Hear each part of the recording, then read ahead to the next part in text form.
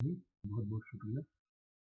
आपको इस चैनल की जानकारी कुछ फ़ायदेमंद लगी तो प्लीज़ इसको सब्सक्राइब करें ताकि मुझे भी हौसला बने और नए-नए वीडियोज़ बनाने का। Welcome back to my channel ABX। हम लोग series how to manage small construction projects पे बात कर रहे हैं। जैसा कि मैंने पिछले एपिसोड्स में बताया है, पिछले पार्ट्स में मैंने बताया कि छोटे प्रोजेक्ट में सारे रोल्स एक ही बंदे को करने होते हैं, एक ही आदमी को करना होता है। तो इस वजह से अक्सर ऐसा होता है कि प्रॉब्लम्स आती है, तो आपको पहले से ज़्यादा तैयारी करनी पड़ती है। अभी हम लोगों ने डिस्कशन किया कि कहाँ-कहाँ ड्राइंग्स को कैसे क्या करते हैं, कंपेयर करते हैं। आज हम लोग बात करेंगे कितने तरह की ड्राइंग्स होती हैं। अगर हम स्टार्ट करें तो सबसे पहले एक कॉन्ट्रैक्टर के पास आती है टेंडर ड्राइंग। टेंडर ड्राइंग क्या होती है, एक एक करके हम सारी टाइप्स की ड्राइंग के बारे में थोड़ा ब्रीफ इंट्रोडक्शन देंगे और कैसे उनको यूज़ करना है, किस किस जगह पे यूज़ करना है, उसके बारे में हम बात करेंगे। तो सबसे पहले आती है टेंडर ड्राइंग। टेंडर ड्राइंग में क्या होता है, ये पहली ड्राइंग होती है जो आपके पास आती है, जिसके बेस पे आप प्राइसिंग करते हैं, कोटेशन करते हैं और आपको कॉन्ट्रैक्ट अवार्ड होता है। ये ज़हन में रखिए कि टेंडर ड्राइंग आपके कॉन्ट्रैक्ट का बेस होता है, बाकी सारी ड्राइंग इसके बाद आती हैं। तो टेंडर ड्राइंग पे कभी भी कंस्ट्रक्शन नहीं होता है, बहुत सारे चेंजेस उसमें आते हैं। सेकंड आती है, अब टेंडर ड्राइंग पे आपने कोट किया है और आपको टेंडर अवार्ड हो गया है। अब आपके पास आएगी अप्रूव ड्राइंग, जो कि अथॉरिटीज से अप्रूव होती हैं। अथॉरिटीज डेफिनेटली कुछ चीज़ों में चेंजेस आते हैं जो कि टेंडर ड्राइंग से डिफरेंट होते हैं, क्योंकि अथॉरिटीज़ के कमेंट के हिसाब से ड्राइंग्स को मॉडिफाई किया जाता है। बहुत सी केसेस में ऐसा होता है कि अप्रूवल लेने के बाद तो अप्रूव ड्राइंग ही टेंडर के लिए दी जाती है। उस केस में अप्रूव ड्राइंग और टेंडर ड्राइंग सेम होती है, दोनों में कोई फ़र्क नहीं होता है।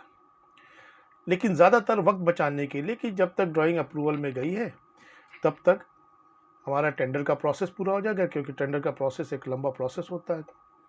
आप कोट करते हो, टेंडर खुलता है, डिस्कशन होता है, फिर नेगोशिएशंस होता है, एलिमिनेशन होता है, फिर जाकर के टेंडर अवार्ड होता है। उसके लिए फिर बहुत सारी चीज़ें बीच में आती हैं। तो वो वक्त बचाने के लिए कि पैरेलली दोनों काम होता रहता है, तो कभी कभी बट ज़्यादातर यही होता है कि टेंडर आपको पहले मिल जाता है और ड्राइंग अप्रूव में गई हुई होती है। यहाँ तक हो गया। अब अप्रूव ड्राइंग आ गई, अब आपको कंस्ट्रक्शन शुरू करना है। कंस्ट्रक्शन शुरू करने के लिए क्या होता है, क्योंकि जो अप्रूव ड्राइंग होती है उसमें सारी डिटेलिंग नहीं होती है। अप्रूव ड्राइंग में सारी डिटेलिंग्स नहीं होती है। अप्रूव ड्राइंग एक अथॉरिटी के पॉइंट ऑफ व्यू से बनाई जाती है। बहुत सारी चीज़ें होती हैं जो बहुत ही इंट्रिकेट डिटेल्स होती हैं, वो वहाँ पे नहीं होती हैं। प्लस थोड़ा बहुत माइनर चेंजेस भी आता है, तो फिर आपको एक ड्राइंग इशू करी जाती है कंसल्टेंट के द्वारा। वो होती है IFC, इशू फॉर कंस्ट्रक्शन। इस बेस पे अब आपका कंस्ट्रक्शन जो होता है वो IFC पे होता है। ये हो गई 3 तरह की ड्राइंग जो आपको कंसल्टेंट से मिलती हैं। एज ए कॉन्ट्रैक्टर आपको क्या करना होता है, अब IFC ड्राइंग, अप्रूव्ड ड्राइंग और टेंडर ड्राइंग, इन तीनों को अब स्टडी करना पड़ता है। ये बहुत ही इंपॉर्टेंट है। इसके बेस पे आपकी प्रोजेक्ट की दिशा, प्रॉफिट एंड लॉस बहुत डिपेंड करता है। टेंडर ड्राइंग से जो भी वेरिएशन आएगा, जो भी चेंजेस आएंगे, वो आप देखेंगे कि कहीं पॉजिटिव आएगा, कहीं नेगेटिव आएगा। यानी टेंडर ड्राइंग में कुछ चीज़ें ऐसी होंगी जो जिसकी क्वांटिटी बढ़ जाएगी जब आपके पास IFC आएगी। अब 2 चीज़ें हैं यहाँ पर। अप्रूव ड्राइंग टेंडर ड्राइंग से बहुत ज़्यादा डेविएट होती है कभी कभी। उस केस में आपको ये देखना है कि ऐसा ना हो कि अप्रूव ड्राइंग और टेंडर ड्राइंग में इतना बड़ा डिफरेंस है कि आपको कॉस्ट वाइज ज़्यादा फर्क पड़े। इसके अलावा जो आपका वेरिएशन बनेगा वो हमेशा टेंडर ड्राइंग से डेविएशन का बनेगा। ये ध्यान रखिए, अप्रूव ड्राइंग से जो डेविएशन होगा एक्चुअल कंस्ट्रक्शन का, उस पे वेरिएशन नहीं बनेगा। जो वेरिएशन आप क्लेम करेंगे वो हमेशा टेंडर ड्राइंग से ही होगा। अब इसमें एक और भी पेच है, जैसे कभी कभी क्या होता है कि एक ड्राइंग आपके पास आती है और आपने कंस्ट्रक्शन कर दिया, फिर रिवीजन आ जाता है कि नहीं नहीं नहीं नहीं, अभी ये चेंजेस है, अब उसमें क्या आता है, आपको रीवर्क आ जाता है। उस केस में वो अलग है, वो हम किसी और वीडियो में डिस्कस करेंगे। यहाँ पे फिलहाल मेरा फोकस ड्राइंग्स के ऊपर है कि ड्राइंग्स कितने कैसी कैसी होती हैं और कैसे उनको यूज़ करना है। अब आपने नोटिफाई कर दिया, चेंजेस जो है वो वेरिएशंस है, वो एक टॉपिक है। यहाँ तक हमने सारी ड्राइंग्स को स्टडी कर लिया, हमें पता चल गया, हमने नोटिफाई कर दिया। अब बढ़ते हैं आगे। अब आती है शॉप ड्राइंग। शॉप ड्राइंग्स क्या होती है कि आप अपना काम करने के लिए आप एक ड्राइंग बनाते हैं आईएफसी के बेस पे। फॉर एग्जांपल आपको मैं बताऊं, अब आपके पास आईएफसी मिल गई कि आपको भाई फाउंडेशन की खुदाई करनी है। फाउंडेशन में डिफरेंट पेडेस्टल्स हैं, राफ फाउंडेशन, उसमें डिप्रेशंस हैं। तो अब वो आपका जो डिप्रेशंस हैं वो सपोज 2 मीटर बाई 2 मीटर के हैं। अब वो डिप्रेशन को आपको स्लोप में कटिंग करनी है, तो कितना स्लोप आएगा। तो ये डिफरेंट सेक्शंस और ये सारी चीज़ें आपको शॉप ड्राइंग में बनानी पड़ती हैं। अब आप डिटेल बनाएंगे जिस पे आप बेस पे आपके वर्कर्स आप या बेसिकली आप उसके बेस पे अपने वर्कर्स को इंस्ट्रक्शन देंगे कि कैसे काम करना है। उसके लिए ज़रूरी है कि ड्राइंग्स बहुत परफेक्ट होनी चाहिए, रेफरेंस पॉइंट्स बराबर होने चाहिए और आईएफसी से मैच करनी चाहिए। उसके बेस पे आप बनाएंगे शॉप ड्राइंग्स। शॉप ड्राइंग्स के बेस पे आप काम करते हैं। फिर डिफरेंट एजेंसीज होती हैं, डिफरेंट सर्विसेज होते हैं, जैसे प्लम्बिंग की service, drainage service, electrical, structural cabling, ये सारी चीज़ें होती हैं।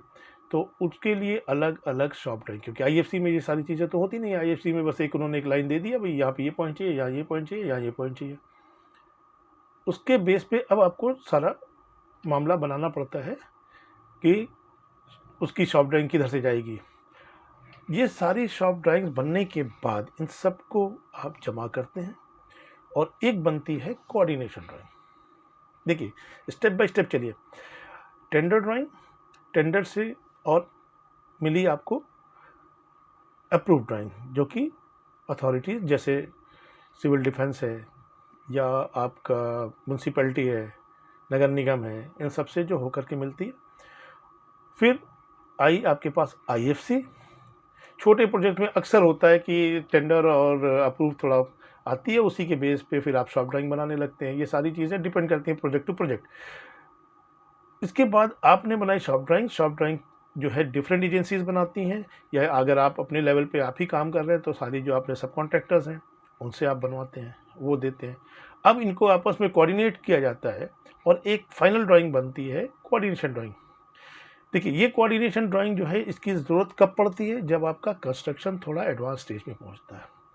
याद रखिए इनकी ज़रूरत फाउंडेशन के टाइम से ही शुरू हो सकती है। अगर आपका फाउंडेशन में बहुत ज़्यादा क्या कहें, स्पेशली जब आपके पास राफ फाउंडेशन होता है, उस वक्त आपके पास बहुत सारी ऐसी चीज़ें सर्विसेज होती हैं जो आपको फाउंडेशन में ही एम्बेड करनी पड़ती है। तो उस वक्त ये बहुत ज़रूरी होता है कि आप जब खुदाई करें, आपके पास इतना ही टाइम है कि जितनी देर में आप एक्सकेवेशन कर रहे हैं और बाकी आप तैयारी कर रहे हैं, मोबिलाइजेशन कर रहे हैं, उतनी ही टाइम होता है। उस टाइम में आपकी कम से कम फाउंडेशन लेवल की कोऑर्डिनेशन ड्राइंग तैयार होनी चाहिए।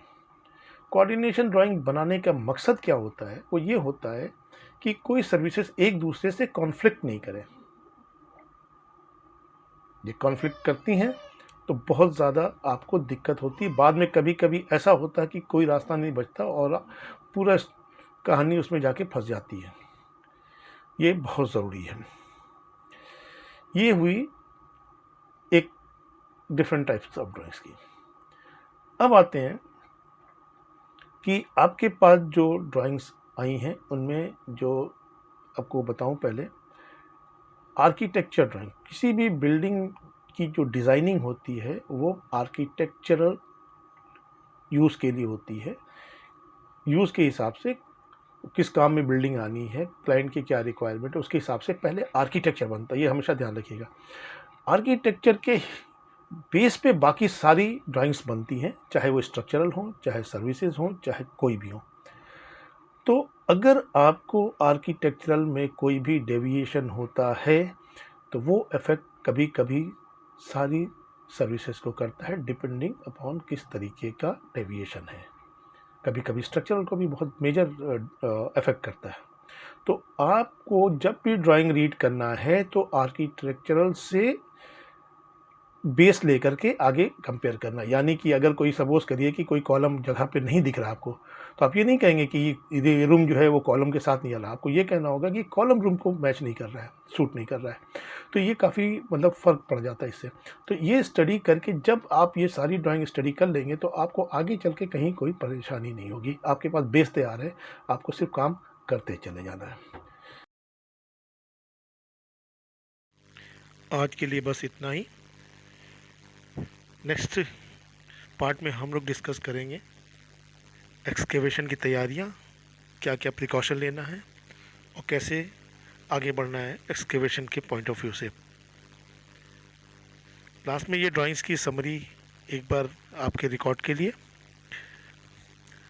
आपको मेरे द्वारा दी गई जानकारी अगर अच्छी लग रही है और लगता है कि आपको ये फ़ायदा पहुंचा सकती है तो प्लीज़ मेरे चैनल को सब्सक्राइब करें और साथ में बेल आइकन को भी दबाएं और अपने कमेंट्स भी हमें दें, जिससे कि हम ये जान सकें कि आपको किस तरह की जानकारियाँ चाहिए और मैं उस पर नए नए वीडियो बना सकूं। बहुत बहुत शुक्रिया, बहुत बहुत शुक्रिया।